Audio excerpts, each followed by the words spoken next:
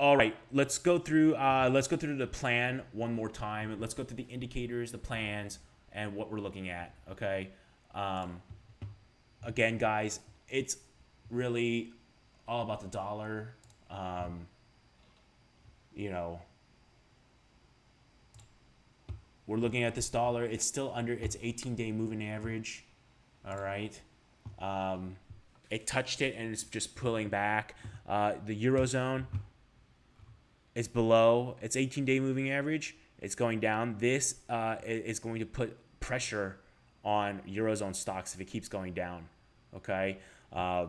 So we're positioned for that. I'm still mostly in cash, but um, we'll go through the positions, but I just wanted to go through the indicators first. So the dollar, again, watch out for the dollar and the 18-day moving average. Watch out for the euro and the 18-day moving average. If the euro just decides to pop up to like 1.06 or so, get ready for S&P 500, 4,300 to 4,400. Okay, just get ready for it. Okay, um, that is where that is where I'm going to buy put spreads 3 to 6 months out. Okay, that plan hasn't changed. If the dollar is under that 18-day moving average going on a down slope, and euros going up, I'm not going to buy those put spreads until we get to that 4,300 or 4,400 zone. All right, so that's where I'll buy some puts 3 to 6 months out for that last leg down, which I believe is going to happen. All right, and again, my buying program hasn't changed. I buy at 360. And then I buy more at 342, and on 340 on down, I start buying in the money calls that are a year out. All right, nothing has changed on that. Um, Still have my DIA position. Nothing has changed. Still in the October 300 290 put spreads for October. Long the 300, short the 290. All right. I'm still in EWT. EWT, we're at around break even now, finally. For December, 49.40s, long the 49, short the 40 puts.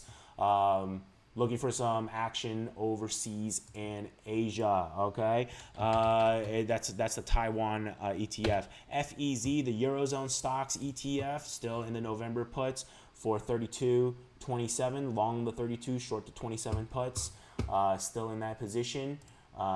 As you can see, it's losing some of its gains. I think with the natural gas prices going crazy over there until November or December or so, that should add a little bit of a headwind for Euro stocks. At least that is the bet so far. All right.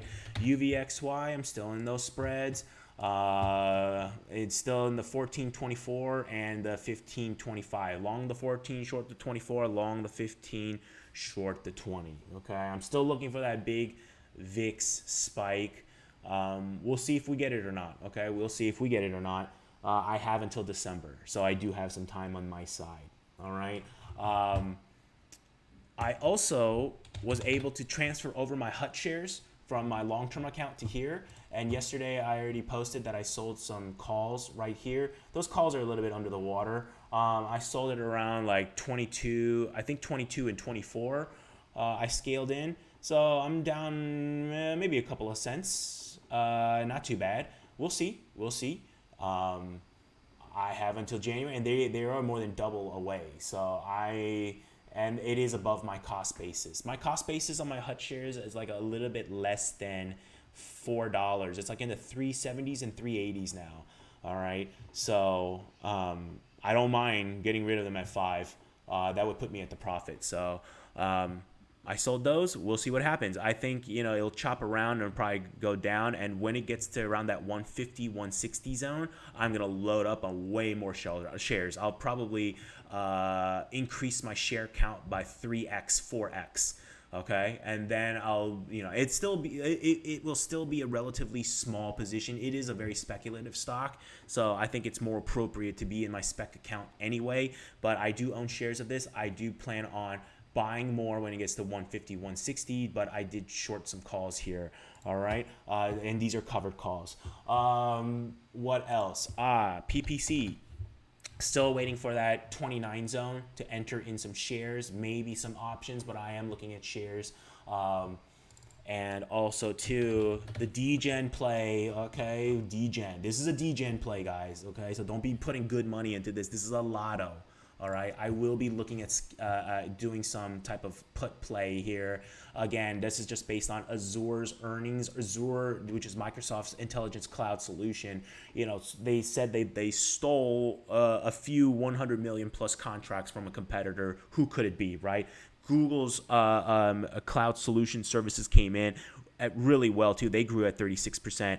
Azure grew at 45%. AWS, do I think it's going to grow in those terms? I mean, it may grow, but I think some of its market share is getting taken by the names like Azure, which is for Microsoft, and as well as Google. So I am going to be buying some put spreads. I don't know which one I'm going to be using because I'm going to get it close to end of day because I don't want to pay for any time. I want to pay for as little time as possible.